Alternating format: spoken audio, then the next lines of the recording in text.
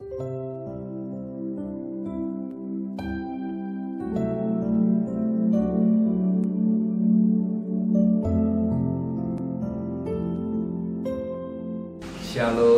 pagi, mari sama-sama tundukkan kepala, pejamkan mata sejenak.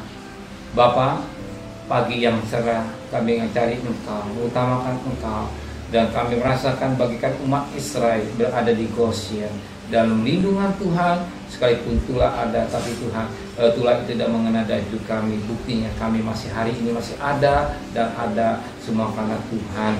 Maka pagi ini kami mengadakan mesbah keluarga, mesbah pribadi. Kami bolehkan mujian penyembahan pada Bapa di surga. Kami rindu untuk mendengarkan renungan firman-Mu. Roh Kudus mengurapi hamba-Mu, mengurapi kami, sucikan hati dan pikiran kami, sehingga firman-Mu boleh mendidik, mengoreksi hidup kami, dan kami juga boleh naikkan doa syafaat kepada Tuhan. Haleluya, amin. Shalom pagi, mari sama-sama kita akan membaca firman Allah, Markus pasal yang ke-10.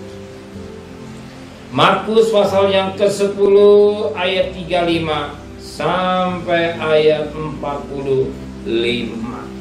Markus pasal 10 ayat 35 sampai ayat 45. Permintaan Yakobus dan Yohanes bukan memerintah, melainkan melayani. Lalu Yakobus dan Yohanes, anak-anak Zebedeus, mendekati Yesus dan berkata kepada Yesus, "Guru, kami harap supaya Engkau kiranya mengabulkan suatu permintaan kami." Jawab Yesus kepada mereka, "Apa yang kamu kehendaki aku perbuat bagimu?" Lalu kata mereka, "Perkenanan kami duduk dalam kemuliaan-Mu kelak, yang seorang lagi di sebelah kananmu, yang seorang lagi di sebelah kirimu." Tapi kata Yesus kepada mereka, "Kamu tidak tahu apa yang kamu minta. Dapatkah kamu meminum cawan yang harus kuminum, dan dibaptis dengan baptisan yang harus kau terima?" Jawab mereka, "Kami dapat." Yesus berkata pada mereka, "Memang kamu akan meminum cawan yang harus kuminum, dan akan dibaptis dengan baptisan yang harus kuterima. Tapi hal duduk di sebelah kananku atau sebelah kiriku, aku tidak hak memberikannya. Itu akan diberikan kepada orang-orang bagi siapa itu telah disediakan." Mendengar ikut 10 murid yang lain menjadi marah kepada Yakobus dan Yohanes. Tapi Yesus memanggil mereka lalu berkata, "Kamu tahu bahwa mereka yang disebut pemerintah bangsa-bangsa memerintah rakyatnya dengan tangan besi, dan pembesar-besar menjalankan kuasa dengan keras atas mereka. Tidaklah demikian antara kamu. Barang siapa ingin menjadi besar di antara kamu, hendaklah ia menjadinya pelayanmu. Dan barang siapa ingin menjadi yang terkemuka di antara kamu, hendaklah jadi hamba untuk semuanya. Anak manusia juga datang bukan untuk dilayani, melainkan untuk melayani dan untuk memberikan nyawanya tebusan bagi banyak orang." Kalau di dunia manusia berlomba-lomba ingin mencari yang paling tinggi, yang utama. Di dunia orang berusaha menjadi kepala, berusaha dengan macam-macam cara. Tapi dalam kerajaan surga beda. Justru Tuhan mengajar, kalau kita ingin menjadi besar, kita menjadi hamba. Justru Tuhan mengajar kita jadi hamba. Namanya hamba, melayani. Tuhan mau kita melayani, bukan jadi tuan, tapi jadi pelayan. Kalau kita mau jadi pelayan, kita dikatakan firman Tuhan, kita yang mau merendahkan diri, kita akan ditinggikan. Kenapa?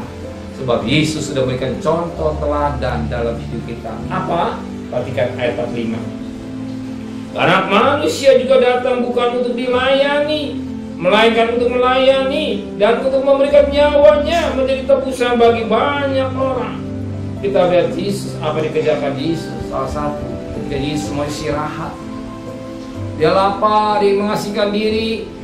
Ternyata apa terjadi? Orang banyak mengikuti Yesus.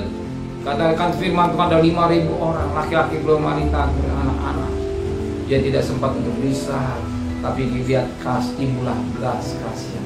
Dan Alkitab menulis bagian domba-domba yang tidak berkembang, inilah kasih Tuhan. Kasih Yesus yang luar biasa, dia layan dengan baik. Selain layan dengan baik, apa selesai tidak? Yang dia lihat mereka butuh makan, maka Yesus memberikan mereka makan 5 roti 2 ikan. Dia menjadi kebutuhan, dia melayan dengan baik. Tuhan memberikan contoh, bahkan apa terjadi bukan saja yang melayan, tapi dia memberikan nyawanya untuk keselamatan saudara saya. Oh, dia tidak mati di jual juta, kita nggak selamat. Tapi karena korban Yesus, karena darah pengorbanan di jual juta, barang siapa yang percaya akan korbannya, dia bisa selamat. Dia bagian anak domba Paskah, dia bagian domba keluh yang berkorban untuk keselamatan manusia sedunia. Bagi mereka yang percaya, dia selamat. Inilah pengorbanan kasih. Dia rela, dia tinggi yang mulia, dia Allah yang mulia, dia Allah yang kudus, mau menjadi hamba, bahkan menjadi manusia yang paling hina, tapi dia mau lakukan karena yang ingin menyelamatkan saudara. Contoh teladan yang baik dari kita semua. Ya, kita mau melayani dengan baik sebagai suami, sebagai istri, tetap dalam kerendahan hati, sebagai anak tetap menghargai orang tua dan kerendahan hati. Amin.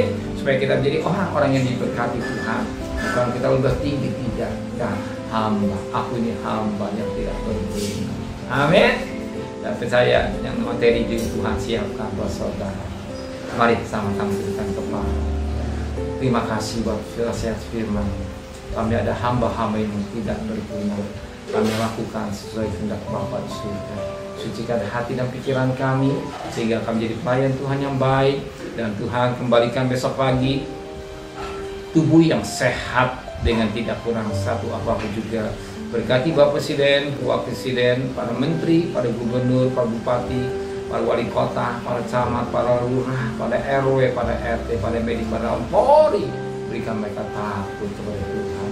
Saudara kekasih, terimalah berkat nikmat dari Allah Bapa, cinta kasih sayang dari Tuhan Yesus Kristus, dan berkat Roh Kudus menyertai saudara mulai hari ini sampai Maranatha Tuhan Yesus datang. Yang cinta dia katakan amin. Tuhan memberkatinya.